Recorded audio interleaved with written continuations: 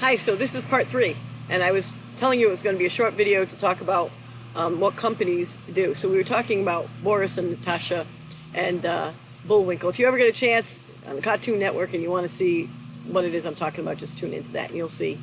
And they were even all dressed in black, so it was really interesting. I think it's like American propaganda. It was really pretty cool. My daughter had a violin teacher who was from Russia, and she had a very thick Russian accent, and students were afraid of her. They were afraid of her because I think the accent. Okay, she was very strict, just like the stereotype of a Russian, fill in the blank, Olympic trainer or whatever. And her husband actually was an Olympic trainer. But anyway, and she was so funny. She was like, she would not yell at the students, but be very stern with them. You must bring your brain to class. You not bring your brain to class, you must leave. You need to practice, that kind of stuff. So all the kids were really afraid of her. And I really think it was because of her accent and because of the stereotypes that we hold against Russia. My daughter kept saying, she's really a nice person, So she couldn't figure out why so many kids would stop taking lessons with her, but I think that was it, It was a cultural class more than anything else. She was an accomplished violinist. She was the lead violinist in the Moscow Symphony, which you don't get there by being a terrible violinist. So, I don't know. It's very interesting. So, we also had, you go back and you ask your great-grandparents, or you listen to some of the stories on StoryCorps about the negative stereotypes we held against our wartime enemies. The Japanese, we even made them segregate in housing. The Germans, the Germans to the Jews.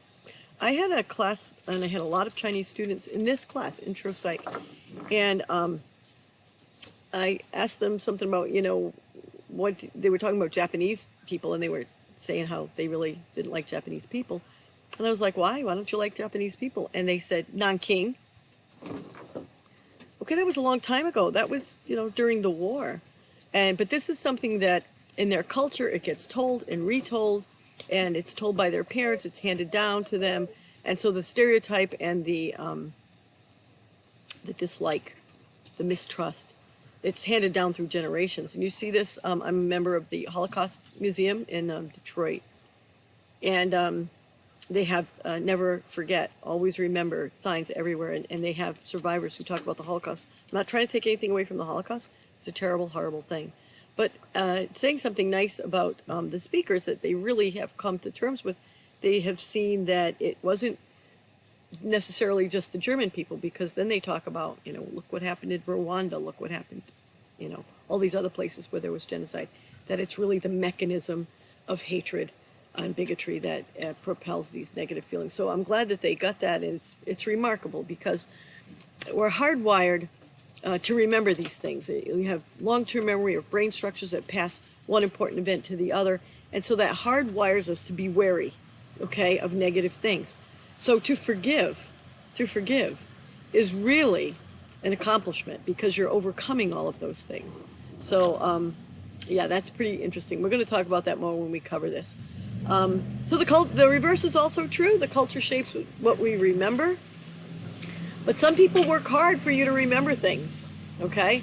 That's where we have advertising. People who are advertising or marketing majors, if we have any of those in class, you want people to remember certain things. Let me give you a really cool example. We call this in psychology belief persistence. I didn't put that on the lecture, but put that down. Belief persistence. That's when, even in the face of common sense, you believe something that is wrong because you just believe it to be true, and nothing you can say will change that person's mind. So advertisers do that too. In my research methods class a few years ago, I had these guys. They were so funny, and I love these guys. They were great. But they did the Great Peanut Butter Study of Tiffin University, and what they did was they wanted to see what kind of peanut butter that most people would say was the best peanut butter, okay? So they had all these different kinds. They had Jif and Skippy and Peter Pan and organic. They had generic brands like Kroger brand, Walmart brand, all that other stuff. And they did a taste test to see what people liked.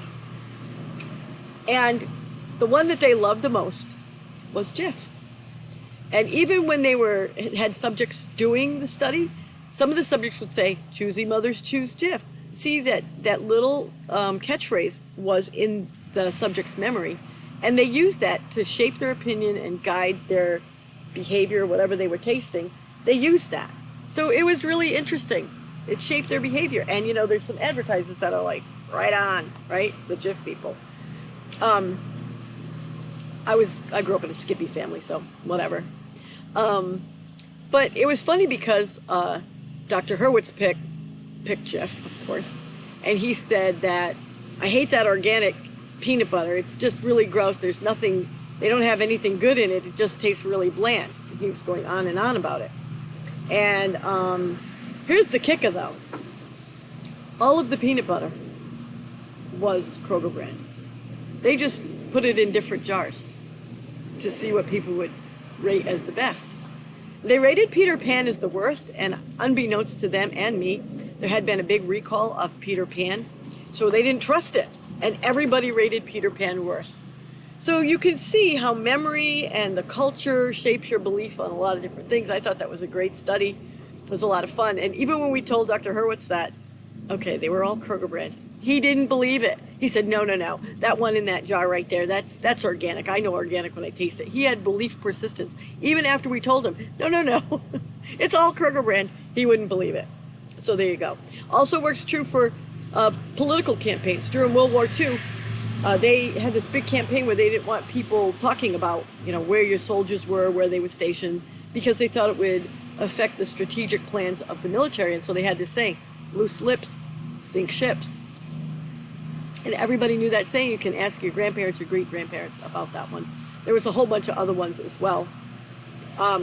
So politics, you know, Donald Trump uses a lot of different little catchphrases to drive the point home. Crooked Hillary, little Marco Rubio, nasty Kamala Harris. He's using all these catchphrases so it'll stick in people's heads, and that's what they'll remember, and it'll influence their behavior, i.e. their voting behavior, okay? And his Make America Great Again, that's his slogan, MAGA, MAGA, and everybody is catching on to that. Why? Because it's easy to remember, and they don't have to really think about things. We always try to go for the simplest, easiest to remember thing first. So that is his technique that he's using, and as you can see, it worked pretty well. We're hoping that, we're not hoping, we're trying to see what Biden's slogan will do, if anything. You know, MAGA is already well established in the culture. And all these little nicknames that he has for people, already well established. So Biden has an uphill journey, okay? And his saying is, Biden, build back better. He likes the bees. So we'll see. For a psychologist, it's very interesting to see what these linguistic little tricks will do. So after this class, you'll never watch a TV commercial the same way again. Because, you know, choosy mothers choose Jeff. Okay, so we're going to stop there for now. We'll pick up, hopefully next week I'll be there in person with you, because I love my students and I'll miss you all. But if not, I'll catch you on my deck. And remember, it's a great day to be a dragon.